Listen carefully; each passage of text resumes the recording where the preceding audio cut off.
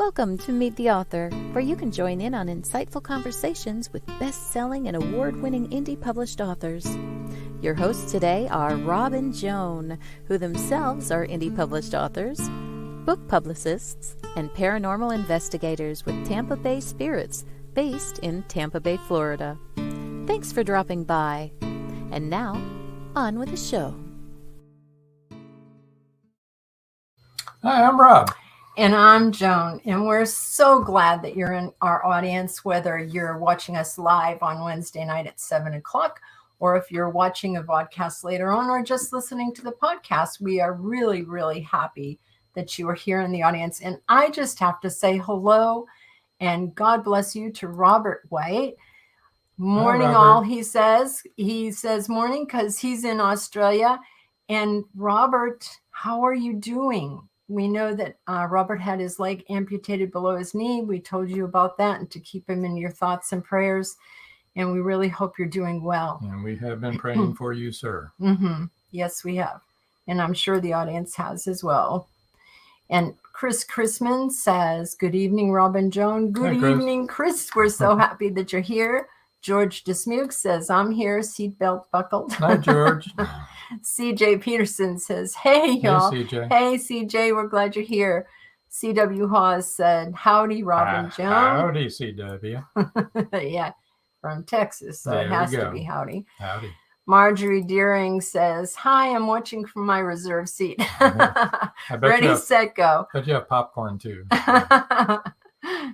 Joy Shelton, New York says, hi, Rob and Joe. Hi, Joy. So glad you're here. Connie Cleary, Hi, so glad you're here. Good evening, she says. Joe Conjal says, hi, Rob and Joe. Joe. Hello, Joe.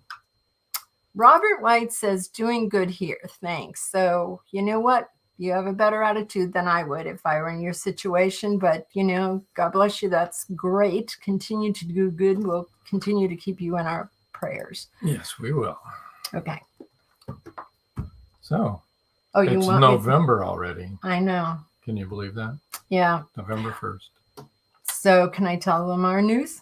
Oh, why don't you wait for just a minute? Okay. I want to remind everybody about episode. We have some news to tell you. Yeah. Episode Rewind is coming up this Saturday. It'll be Brooklyn Quintana from episode 103.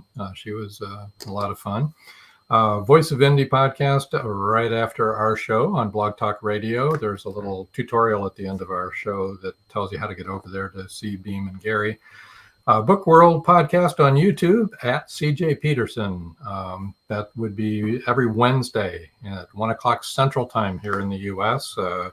Catch those folks. They do a wonderful job, CJ and Mike, interviewing indie authors. Next Wednesday, the 8th, will be the final 2023 Magnolia Bluff reveal. Kelly Marshall and Jinx Schwartz are scheduled to be on, and they have books 19 and 20. 19's coming up here in just a couple of weeks, and that's in the Magnolia Bluff Crime Chronicles series. And now in the news. So,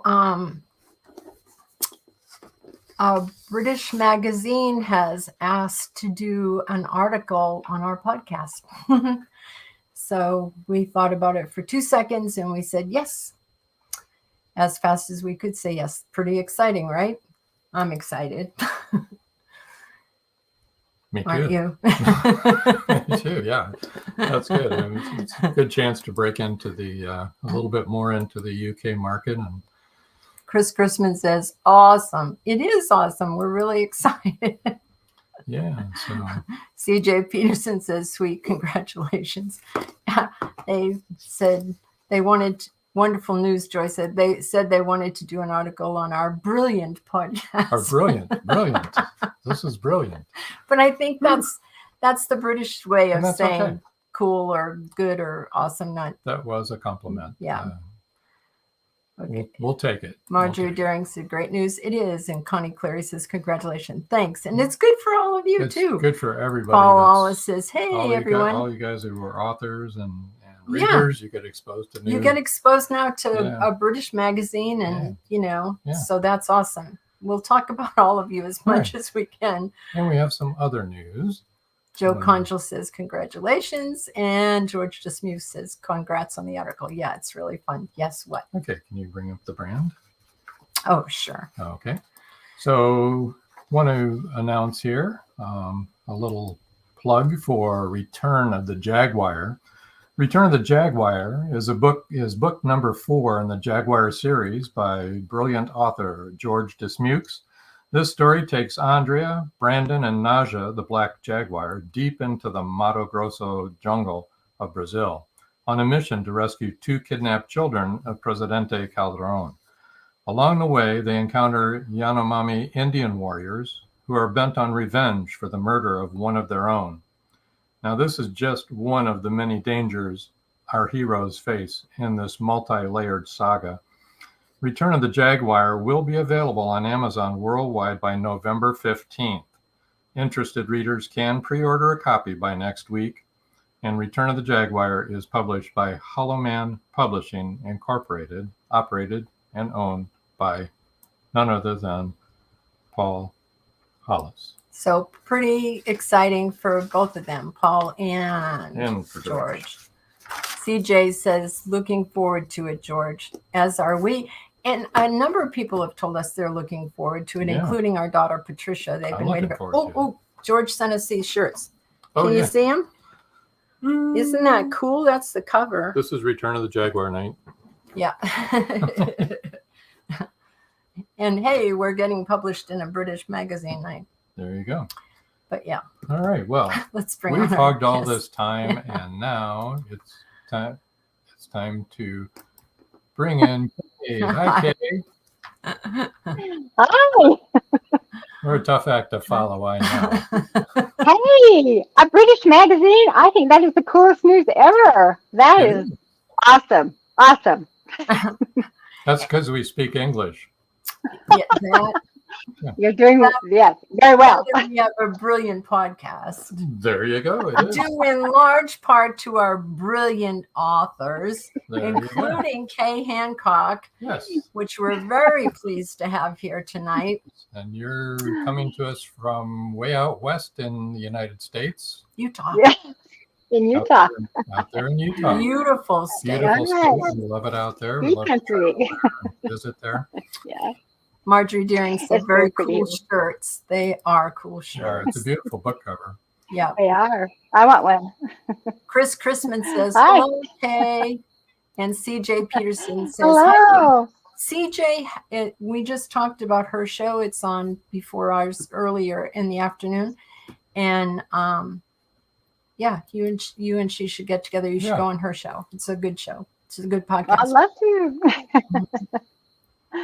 That'd be great. That'd be great. Well, everyone's so nice here. This is fabulous. I'm happy to be here tonight. Chanel. Hi, how Chanel. are you, Chanel? Everybody knows time. Chanel. We haven't seen you in a long time. How are you doing? Well. Yes. And did you hear we're going to be in a British magazine? Okay, I've said that enough. In the news. CJ just said to let her know, and you guys can get together. We can give you her info after the show. Just stay on. We could put Kay backstage and go ahead and talk about this again. No, let's not. No, okay, we won't do that. Just kidding. And Doe Lovepore said, congratulations on your book. Yes. Thank you. Yes. So you do have one book out right now, correct? Two. Mm-hmm. 2 books. Yeah. That's right. You know what? You're right. Because now I remember what the first one was and what the second one was and what the story is, but not everybody does. First book. Dancing on Broken Glass.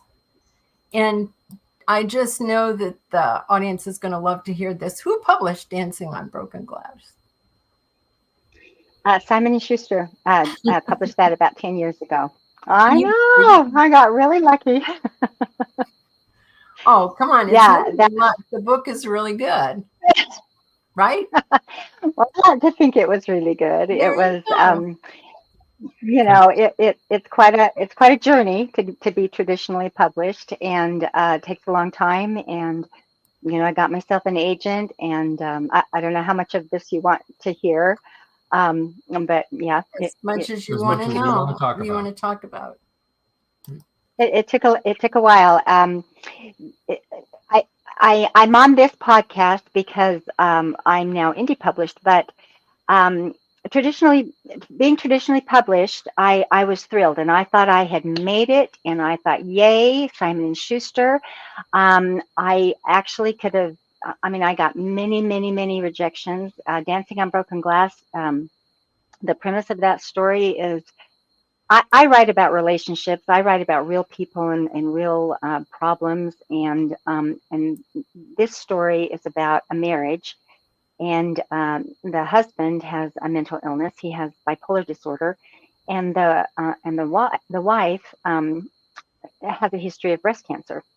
And so it was a hard sell. Number one, so I got a lot of rejections. But when I finally attracted an agent, she was a little bit reluctant, and it took me a bit. And she, originally, it was about three sisters, and one couldn't have any children. One shouldn't have any children because she had this cancer situation going on, and one wasn't interested in any children at all. And so, without giving a lot away, this this agent said, I loved it until, 2/3 of the way through, when one of these sisters took over the narrative. And she said, if you ever change it up or rewrite it, I'd be interested in seeing it again. And I took her at her word and reworked it and sent it back to her.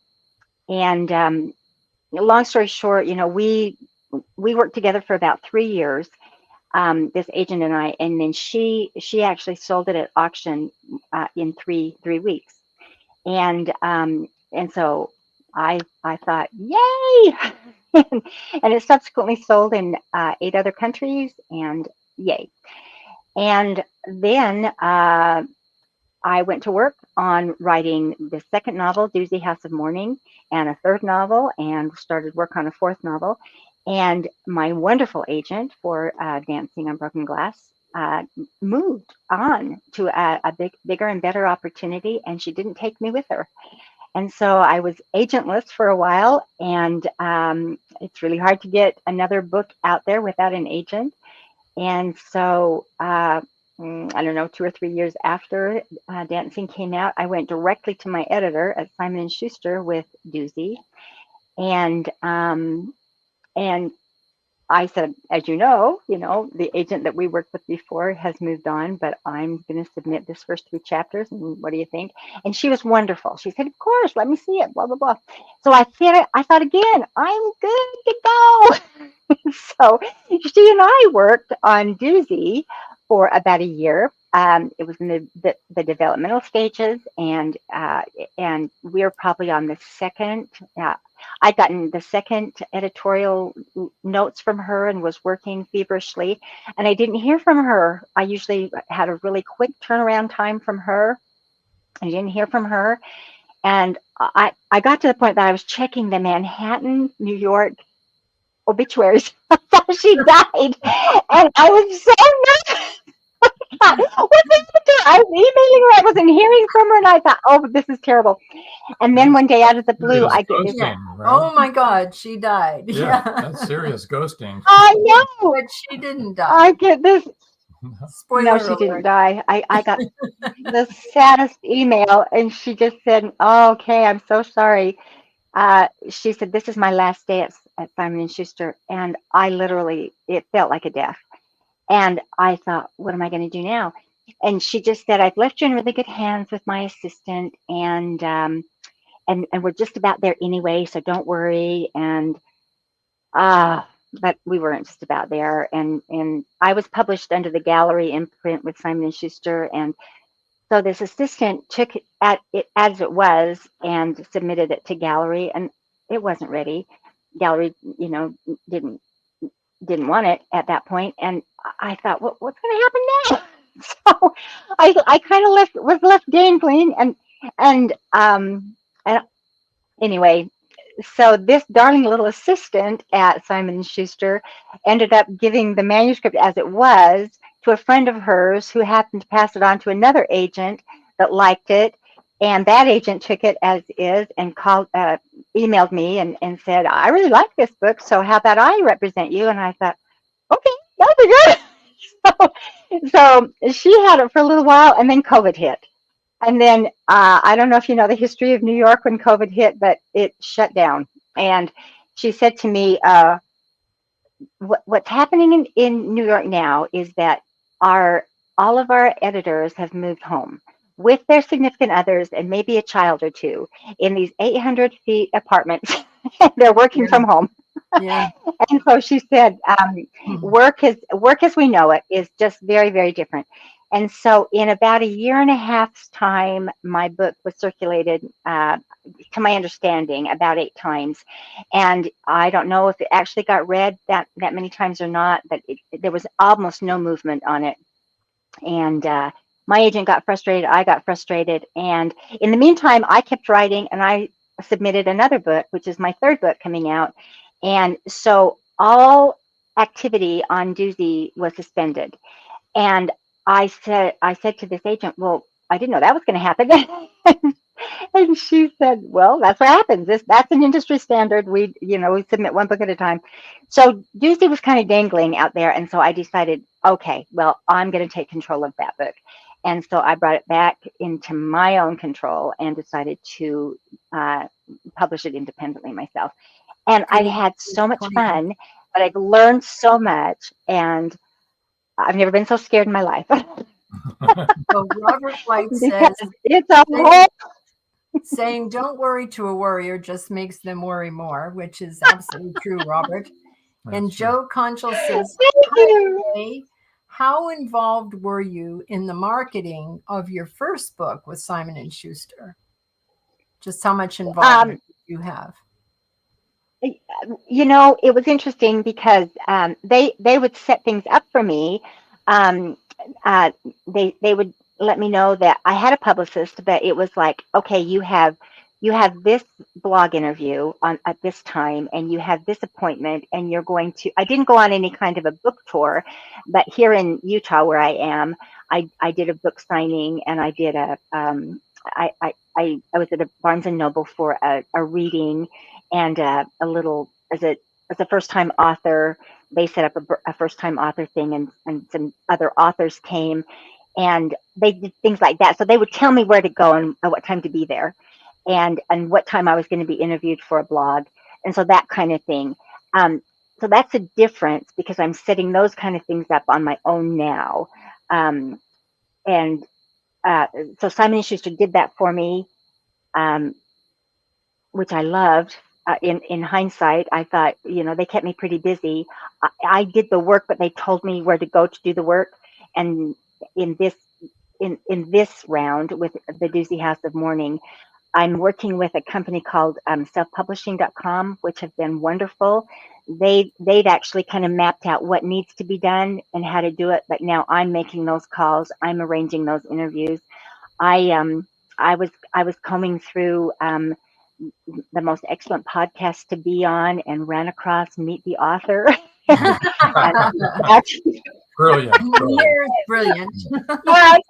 Reached out to these lovely people, and they got back to me, and it was about I don't know 6 weeks ago, and in the meantime have been catching up on this, and thought, what a great venue this is, and friendly venue for authors, and really because this is new to me, it's not my comfort zone, and I'm a writer, for heaven's sakes, and I think most writers are writers first, and this hustle and this marketing of yourself, it doesn't come natural. And so I'm learning a lot, and I'm so that's kind of my story, and the bottom line is I love to write. I want to do a good job at it, and I'd love people to read my book.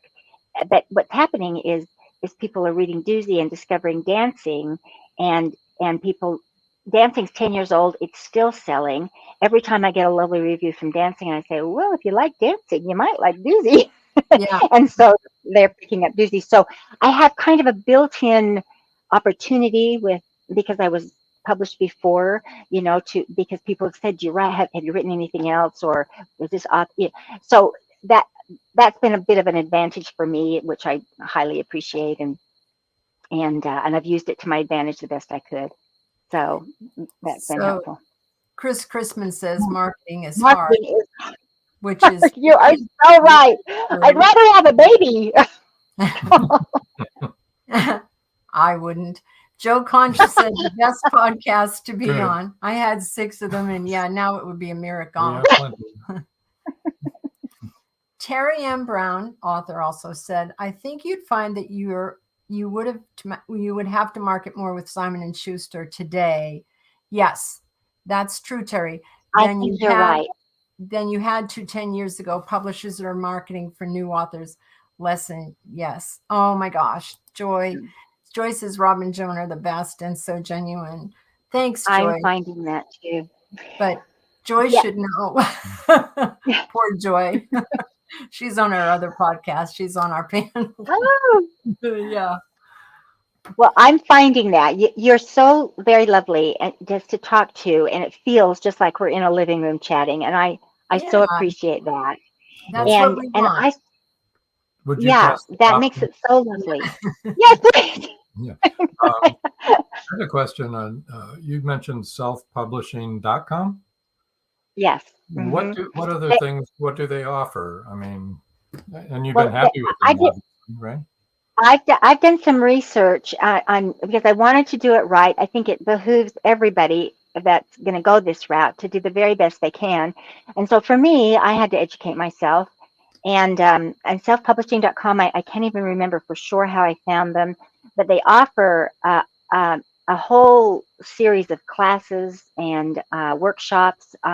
If you're just starting to write, they offer those kinds of classes. They offer classes in marketing.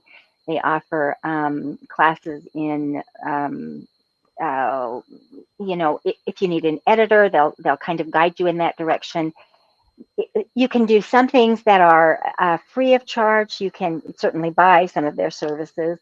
I know one thing that they helped me with. I believe it's a Facebook community called the Mastermind Community that is just authors.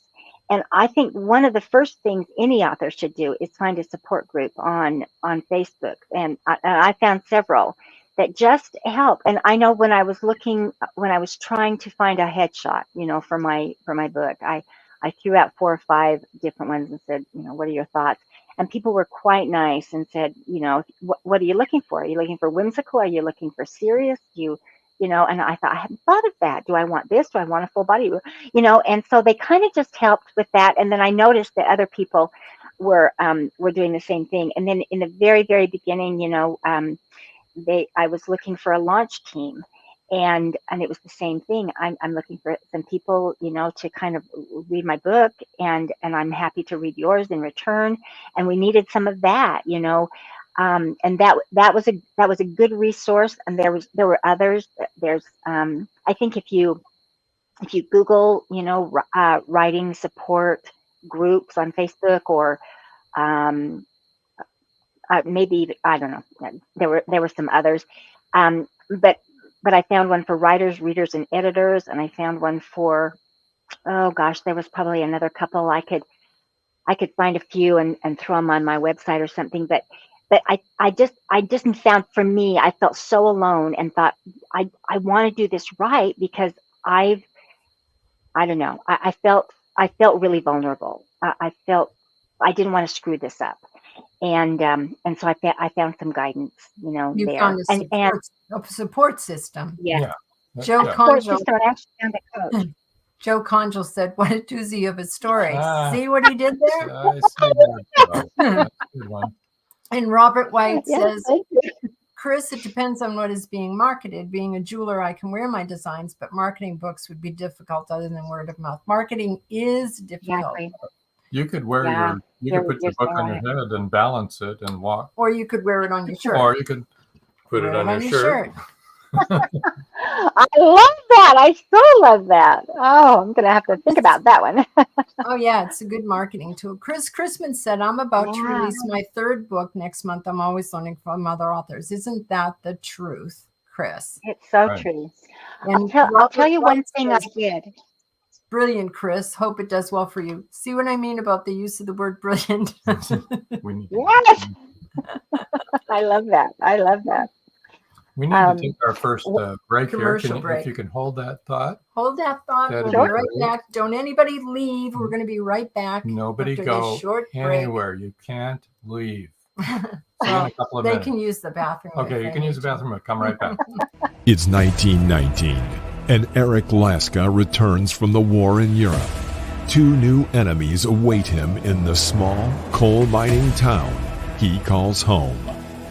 One is a threat to his relationship with Rebecca, the love of his life. The other, a bloodthirsty beast, is stalking the mining town residents.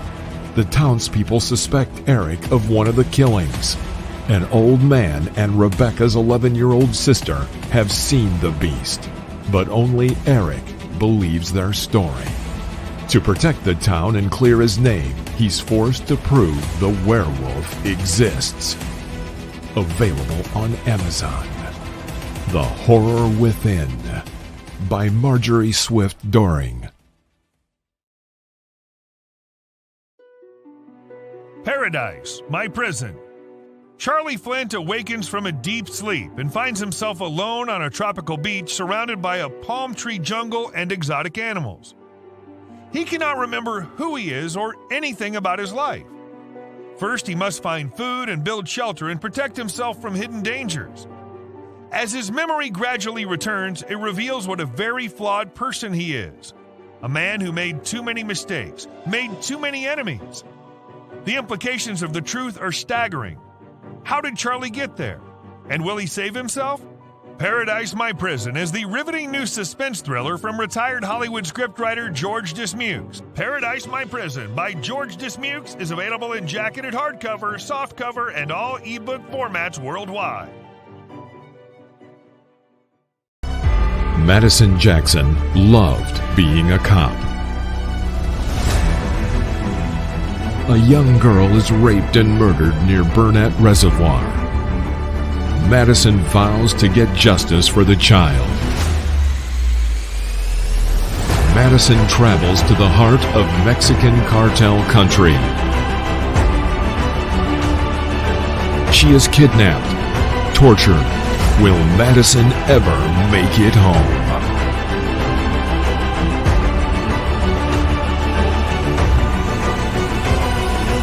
Justice by Kelly Marshall, only at Amazon.com.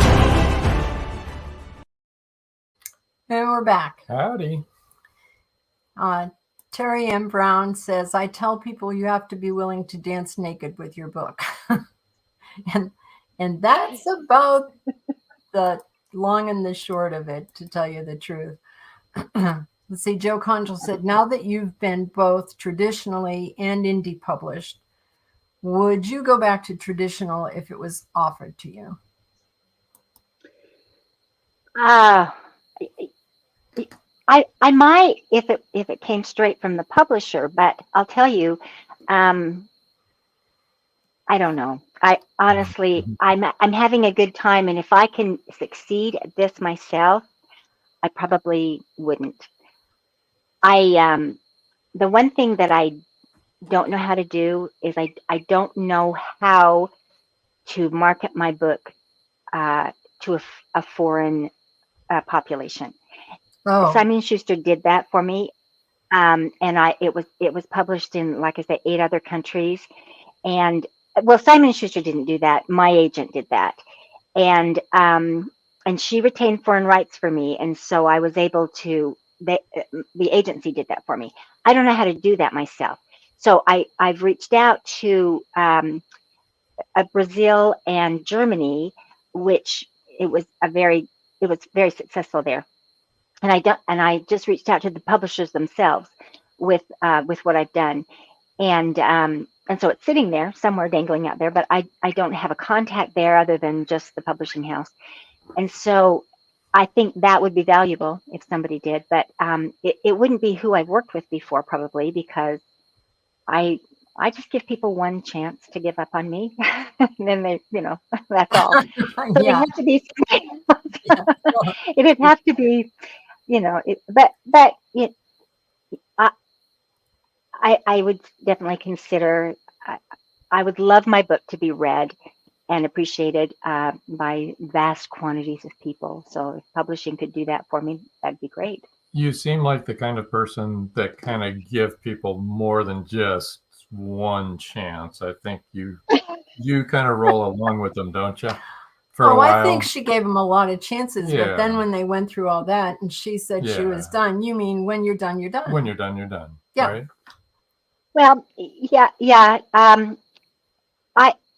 When I'm done, I'm done. But I like I said before, I think I just became a casualty of traditional publishing, and it takes a long time. And what happens is you become a small thing in a great big conglomerate. Now, if I was a celebrity or if I was a huge name, maybe someday I would be a huge name. But if they were going to be patient with me, I think what happens is I wanted, and I would hope for everyone that I wanted to find the agent that would stick with me for my career, and that was the dream. And when that didn't happen, it's just I'm old now. I'm old and mean now, and so I don't have a lot of time, to start over and get to that point. I'll be at 120 by the time, and so if I get another chance and traditional publishing comes knocking on my door and they've got a deal that I couldn't refuse, then sure, I would do that. But we'll see. Well, Chris Chrisman says, I'm on Kindle Unlimited and just discovered today that I can go wide with my print books through Ingram Spark. I lost a year of possible sales because I thought Kindle Unlimited was exclusive. Sheesh. Yeah. No. Well, no, I'm on. Yeah. No, we did that too. We have Ingram Sparks as our distributor, and so we just have to market that to everybody. We just barely got on, made it possible for Barnes and Noble because we have Ingram Sparks, and you have to do Kindle Unlimited in 90-day increments, is my understanding. But you have to be really careful to pay attention to that 90-day cutoff mark, and then cancel it on that 90-day mark, or they'll automatically re-up it for another 90 days, and then you're stuck for 90 days. So you have to pay attention. Okay, so you've had quite a journey on your publishing. Let's talk about your books now a little bit. You wanted to read a passage. Which book did you want to read from? I want to read from Doozy. That's the one I just published, and it just came out in September. So it's been out about just a little over a month. Well, let's see. It's November now, so it's been out about 6 weeks. And Doozy, the Doozy House of Mourning, is about a young girl. Well, she's 22, and she just has a very, very conflicted relationship with her mother, who was injured the night she was born, very severely. And so this is January's story. January is the narrator, and so I'm just going to read. This is just an introduction to January, and Claire is her mother. And so this will take about 5 minutes, if that's okay. Yep. I walked into my room, which was a mess of clutter, boxes and bags and piles of clothes. It looked like a place ready to be vacated, which it had been for the past 3.5 weeks, since the furnished apartment I was planning to lease had fallen through. I was now on a waiting list, but despite its current condition, the room still felt like home. And truth be told, it was going to be hard to leave. I'd slept in here every night since I was a baby. Well, except for the few months after the fire. I was just 4 or almost 4 when that happened. But I still remember how before that, Claire used to sit in a chair by the window and watch me sleep. That memory is part of this room. It's part of me. My mother was always broken. Her face not pretty, her walk not smooth. To wake up and see her there would have frightened me, I'm sure, if I hadn't known her always to be that way. But she was disfigured like Grandy was tall and I was little. It's just who she was. It's who she'd always been, familiar to me in every way. And I remember that when I napped, she sat in a chair in the corner and watched over me. The fact that Claire was my mother was intelligence given to me from the beginning. No one ever kept that from me. But it was just a label that didn't carry any actual primordial meaning because Brandy was my imprint. Brandy was my parent. From my first awareness, she had been my primal source of security and belonging. Claire was a nice bonus, an additional someone who loved me, as evidenced by her keeping vigil over me while I slept. I never knew my parents, either one of them really, but there are many pictures of them from before. One sits on my nightstand. I see it every day, even if I don't always look at it.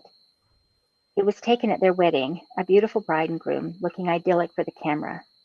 In the picture, Claire is exploding with laughter, and my father cannot take his eyes off her. They're gorgeous. They're dancing, so they're holding each other very close, and you can clearly see their love. It permeates the photo. They're my parents, and I came from them, but they are essentially strangers to me. My father died the night I was born, and my mother, who was hurt in just about every way a person could be hurt, was expected to die that night as well. There's a plastic bin downstairs full of her memorabilia. In it there's a newspaper, the headline of which reads, New Year's 2001 ushers in its first fatality, as well as its first birth, both in the same family. The drunk died too, but he didn't make the headline. My mother did survive, but she was never whole again, not anywhere near. She sustained a traumatic head injury and was in a coma for a long time, and then in a rehab hospital. It took almost a year for her to come home. I never knew the lovely face in the pictures. I've only ever known the one that is arranged wrong, with a palette of scars, a glass eye, and a smile that lifts only on one side. She claps a lot and blinks her yeses and nos because she is nonverbal. She makes sounds, but they are not words. Before I was born, she played the piano and danced with the love of her life, my father. Now she limps and doesn't speak and moves very slowly, and she used to watch me sleep until the fire. I've only fragments of that awful night, the faulty impressions of a 4-year-old, but those have rather fossilized in me.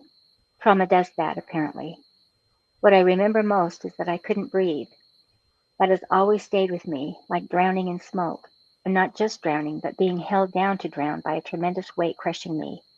I couldn't move or breathe because Claire was on top of me. I'm 22 years old now, and that memory is still rich in unyielding detail, even if everything else from that night is less clear. During the 4 months that our home and mortuary underwent massive repairs, we stayed with Aunt Margaret, Brandy's sister, but not Claire. Claire had to go live at Potomac Manor, which, in more of my faulty kid reasoning, was because she started the fire. But my mother had nothing to do with the fire. Of course she didn't. That was just the way I connected the dots as a traumatized little girl.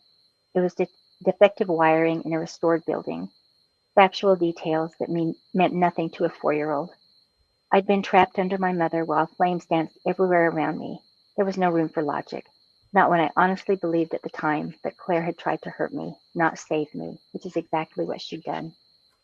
My grandparents tried desperately to help me. They took me to counseling and to play therapy, to clergy. They soothed me through my relentless nightmares, but nothing worked. I was deathly afraid of Claire, and in that irrational state, I could not comprehend how everyone else could continue to love her. It made no sense that we would visit her, that Grandy and Poppy would take her presents and talk and laugh and love her like nothing had happened. Me, I recoiled. I acted out. I couldn't tolerate being around her. I pushed her away for a long, long time, and I hurt her terribly. I know I did. I don't push her away anymore, but I'm not close to her, and I don't know how to be, so I avoid spending time with her. It's awkward and very troubling. My feelings for my mother are very, very complicated.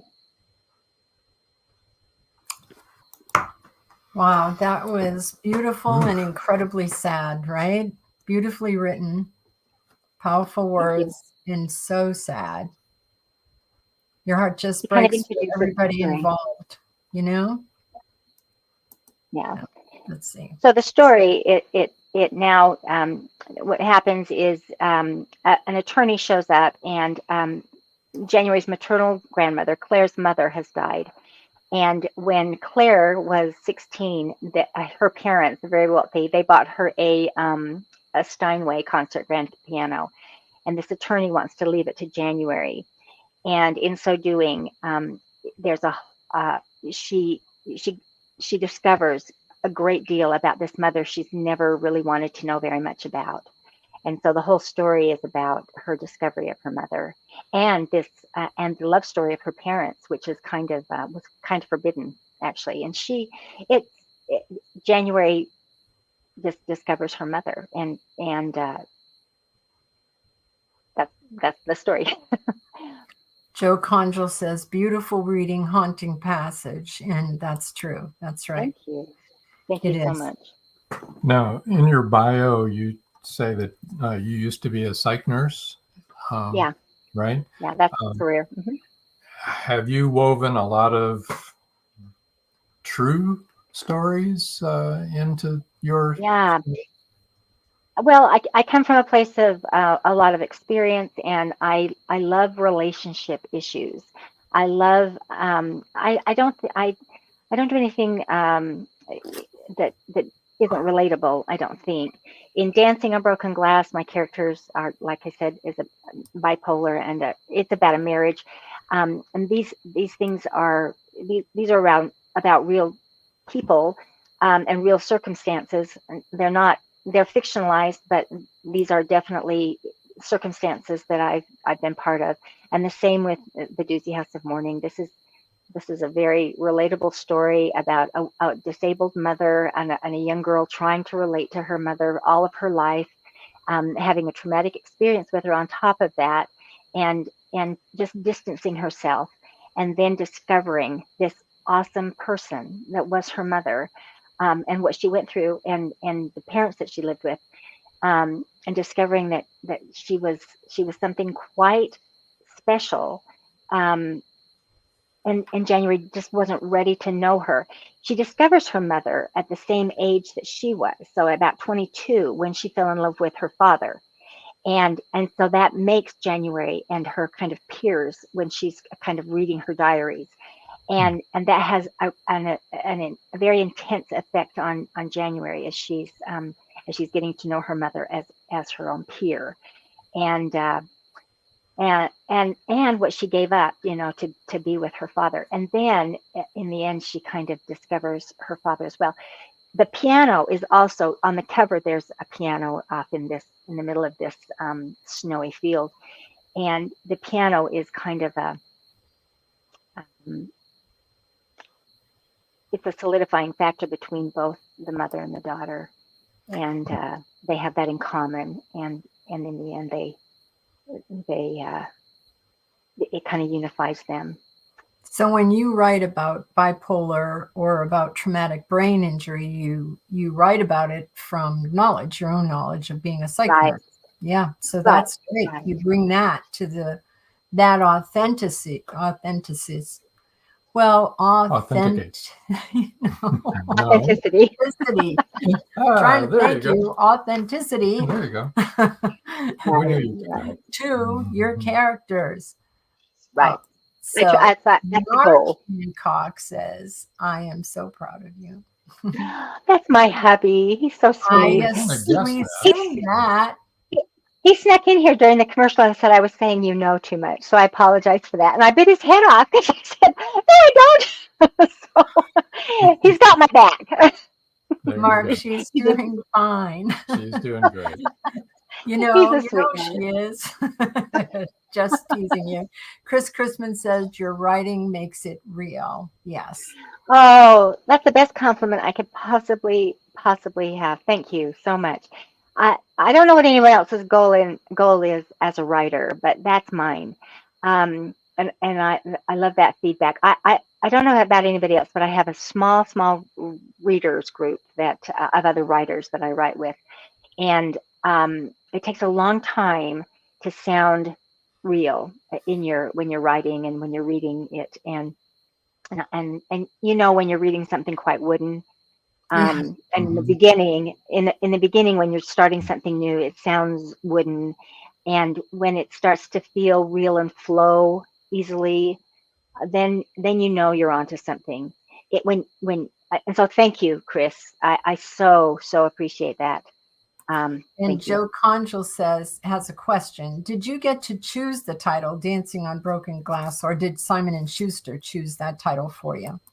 I did get to choose it, and the first title that I had was The Short Hectic Life of Lucy Chandler. My character is Lucy Chandler, and at the just before I submitted it to Simon and Schuster, I changed the title to Dancing on Broken Glass, and my editor said, "Oh, this never happens, but I really like this title. I think we'll keep it." And I thought, "Woo! Yay!" Now, do you know Lulu? She's the best friend of her. I don't know. She is great friends. Okay, I need to know who that really is. Let's see.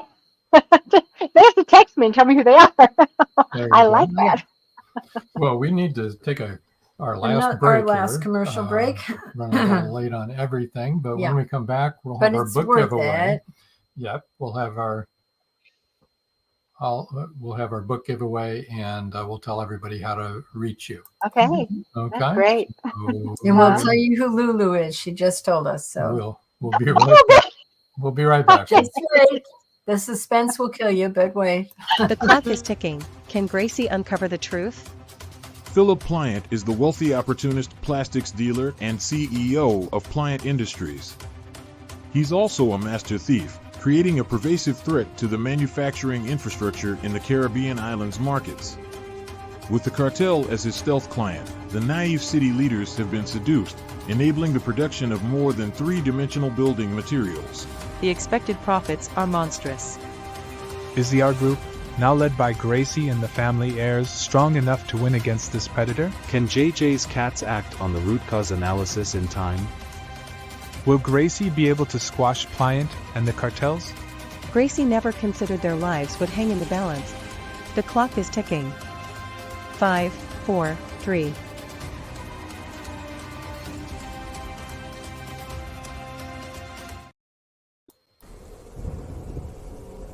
Many secrets are hidden within the darkness of the jungle. Behold, this one about a man, a woman, a black jaguar, and an ancient Maya legend. Two Faces of the Jaguar is a novel by George Dismukes that will take you deep into the jungle and capture your imagination until the last word. Two Faces of the Jaguar is book one of a trilogy. Two Faces of the Jaguar, where only the adventurous dare to read. Two Faces of the Jaguar, The Lost City, and The Jaguar's Quest are available on Amazon.com, Barnes & Noble, and many other bookseller websites. Two Faces of the Jaguar, the book people are talking about. Get your copy today.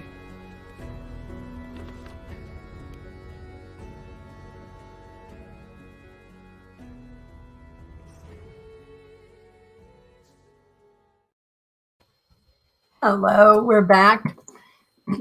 Rob is just sending you a private chat to tell you who Lulu How do I says see she is. It'll be right there. Oh! Yes.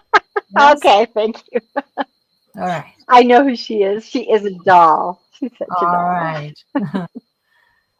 Good. Okay, good. That's good. All right. Sometimes we get visitors that we're not sure who they are. But it's good that you know Lulu. We need to verify. Welcome to the show, Welcome, Lulu.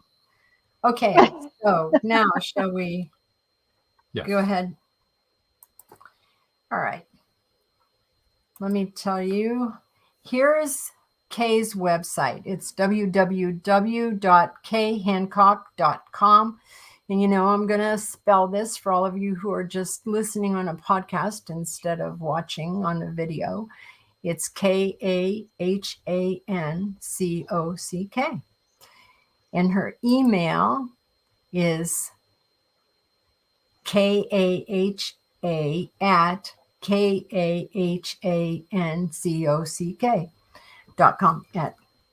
Kay Hancock, obviously. All right, now we'll do the book Yeah, giveaway. book giveaway is a little different tonight. The first 6 people to sign up on the mailing list at www.khancock.com will win ebook copies of either Dancing on Broken Glass or The Doozy House of Mourning. So you'll win an ebook. All you have to do is go to her website and get on the mailing list there. It'll come up right when they pop into the website. Is that right? Right. It's on the very top. Just and my techie guy is keeping track of it. So there you go. And let me know. You're able to find all the ways that you can reach her, and all of your social media, your LinkedIn and all that are on your website. Yeah. Right now, exactly. if you weren't able to watch this live, folks, if you're listening, just listen. Even if you're just listening to the podcast a month from now, go ahead and put a request in and see. Oh, absolutely. I'll make it worth your while. Yeah, we're gonna.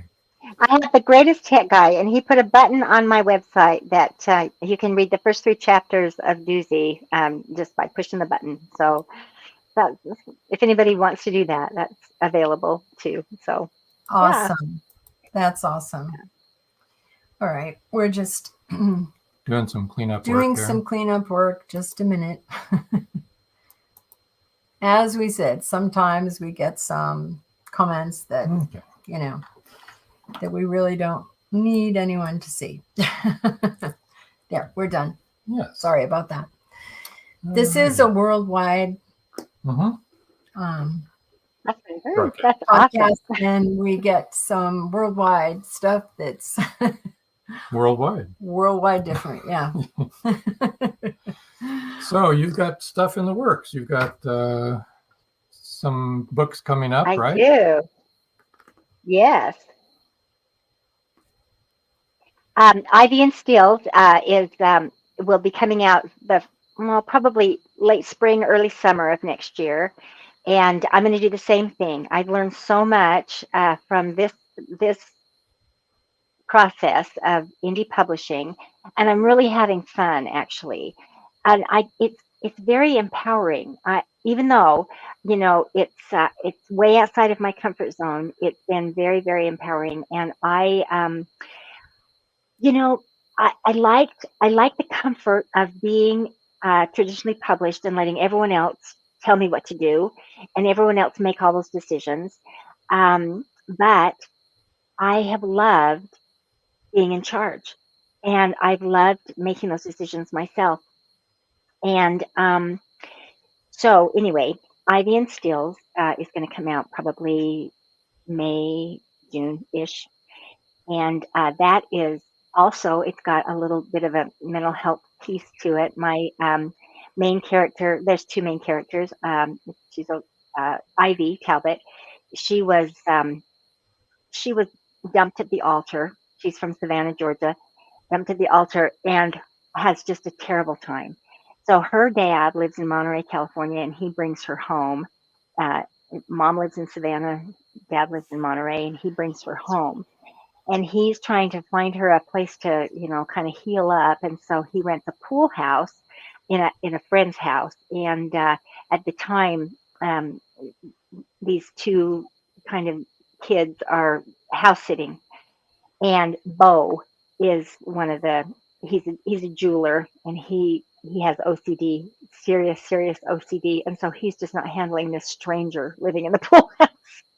So anyway, it's a strange kind of adaptation for him to have this Ivy that's kind of heartbroken, and he just is having a hard time having her in his space, but he's trying to be kind to her, but he's very, very intrigued by her, and she is very intrigued by him. So it's their story. And awesome. That sounds really good. Now Marjorie Deering says genres can get murky. How would you categorize yours, Kay? I have just stuck with literary fiction on for both Doozy House of Mourning and Dancing on Broken Glass. I think Ivy and Steels is probably more just women's fiction, but I delve very deeply into the relationship issues. There's nothing really light about either Doozy House of Mourning or Dancing, although there's, some humor about them. But these are pretty deep relationship issues. And so, yeah, literary fiction, We all I have would say. deep relationship issues. And Yeah, I actually think we that's, all have mental health disorders of one kind. well, I think you're absolutely right. I've been pretty, for a first novel with Dancing on Broken Glass, I've been amazed that after 10 years, that book is still selling and still garnering pretty amazing reviews. I look at it, and the only thing I can say, the only reason for it is that it's a highly relatable book. There's mental health issues touch everyone, and if it's not you personally, it's someone you know and love. Absolutely. And so, yeah, and so a book like that, when you think, it's so funny when my agent said, okay, I'm going to submit this to 15 people, editors, and I said, okay. And then the day of, she says, the foreign agents are kind of buzzing about this, so I'm going to submit it to 10 more. And I didn't know what that meant really, but she said, so just sit by your phone and I'll let you know what's going on.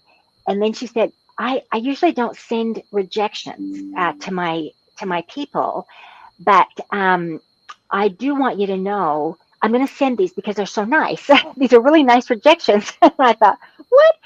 And I started getting these. I just don't know where I could put a book about bipolar and cancer, but it's so nice. The premise is it's so weird, but so nice. And then that's exactly what happened when people started reading it. Is it's sad, but it's so uplifting, or it's a sad story, but it's so it ends making me feel good. It's ultimately about love and commitment and devotion to two kind of broken people, and we're all a little bit broken. And so that book is a little bit timeless, even after 10 years. People look at it with fresh eyes, and I get long comments on Facebook or Amazon for real about that book. Yeah. And I think Doozy's a little bit the same way, because they're about relationships, and we're all in relationships, and we're all imperfect people trying to make it in this life. And it's just so interesting to me. And that's the kind of book I like to read. It's really the kind of book I like to write. So there you go. Mark Hancock, your husband, wants everyone to know personalized signed copies are available at khancock.com. Chris Chrisman says we all have issues of some type. That's so true. So true. And Marjorie Deering says, I absolutely love that title, Dancing on Broken Glass, amazing. And Mark Hancock says, and a screenplay is in the works for Dancing on Broken Glass. Or Dobig. That's true. One of the two. Yeah, BG. Yeah, I think that's true. It's really important to take the stigma out of mental health issues because, as Kristen said, we all have issues of some type. I have ADD, and I have OCD, and I probably have some other Ds that I have. I was first diagnosed with PTSD, post-traumatic stress disorder, which I can still remember. Oh, Chris Chrisman just said he has PTSD.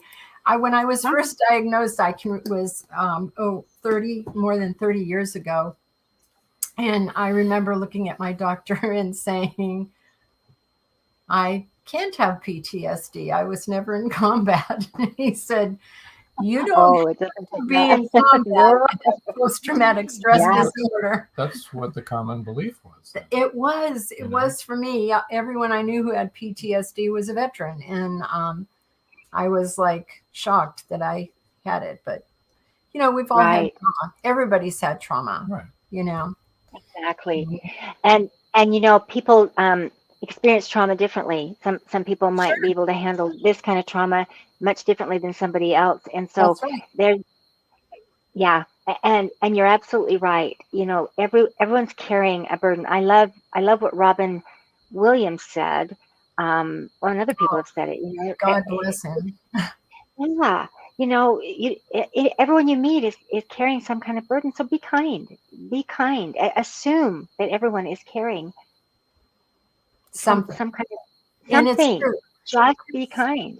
Chris Chrisman said, and we've only been able to talk openly about it in the last few years. That's true. And Chris Chrisman said, 40 years now we learn to deal with it. And that's also true. And I mean, we have family members who are bipolar and they now feel comfortable that they can talk about it to everyone and let everyone know, okay, this is what I'm dealing with.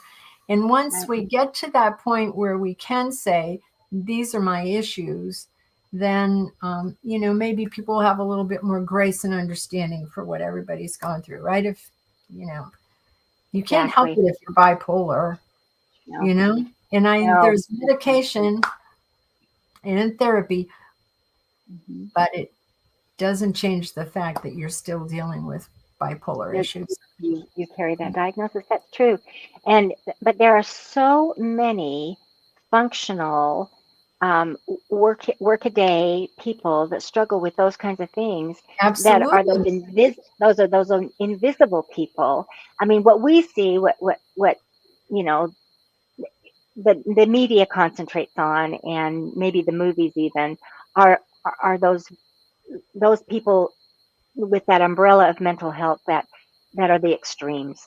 Well, there's a whole lot of non-extremes that function every day and work and take care of their families and take care of themselves, and occasionally have very bad days.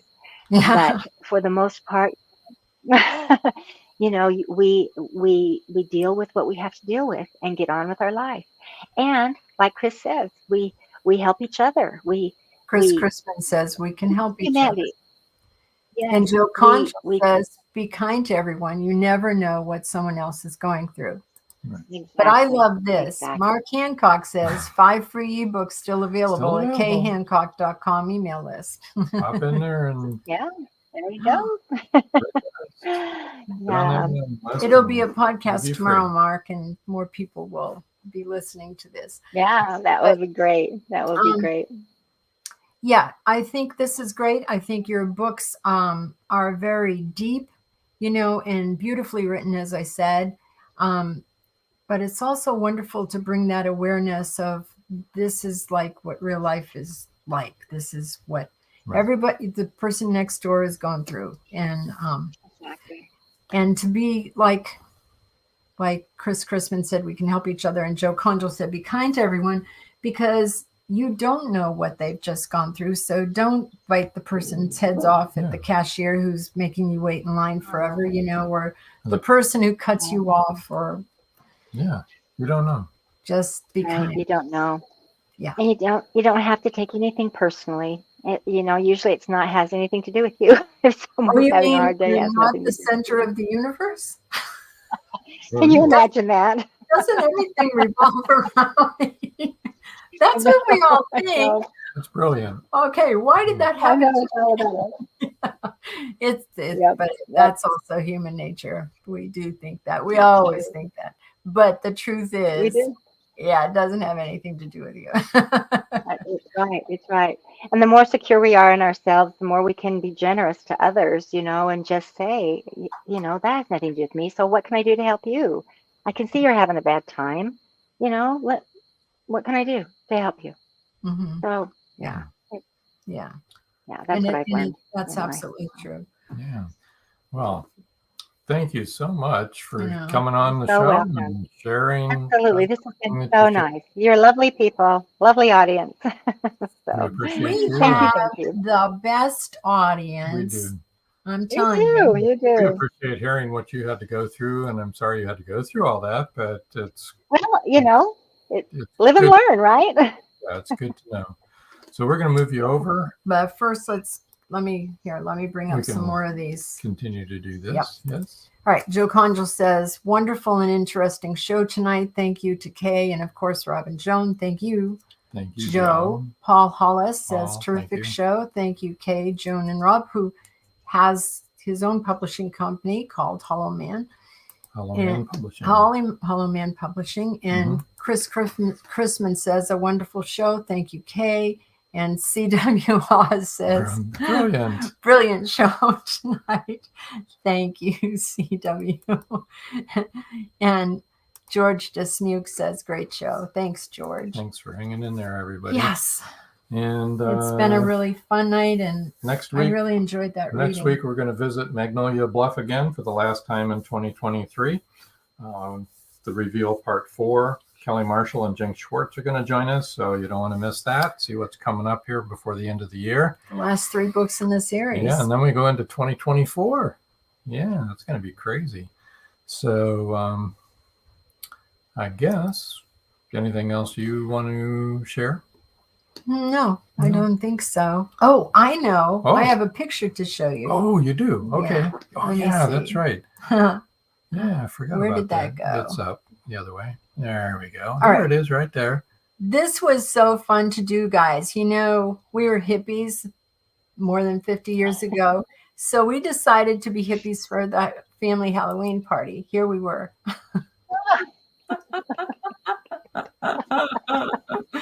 Oh, So we're going to dress that way all the time it's now. sad, but you know, I used to be a redhead with long hair, and I used to wear clothes a lot like that. Maybe not quite that brightly colored, but definitely that. My hair was almost that long too. Oh, his hair was that long. Oh, oh, George says, don't forget the 20th of December. Right. We won't forget that, George. Yep. And Chris Chrisman said, I saw the original photo. LOL. Yeah.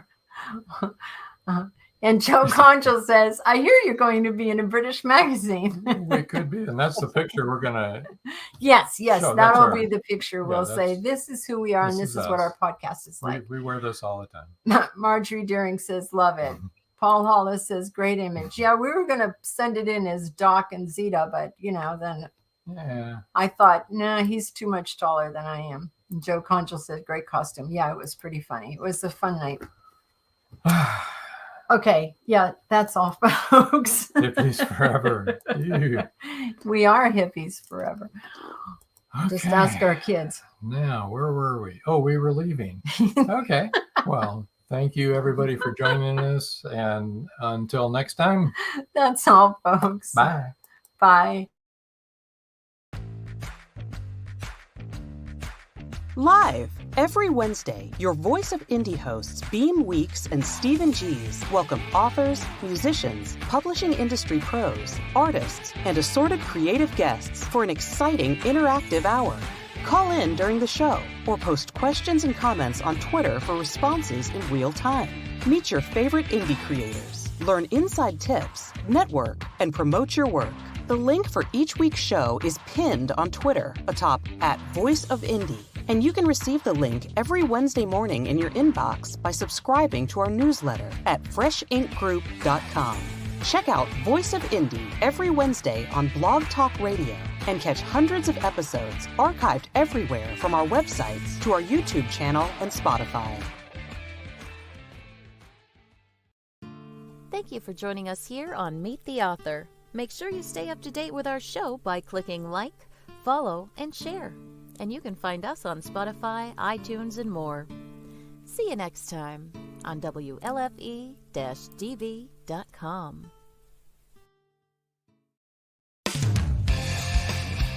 You've been listening to WLFE-DB.com, where our show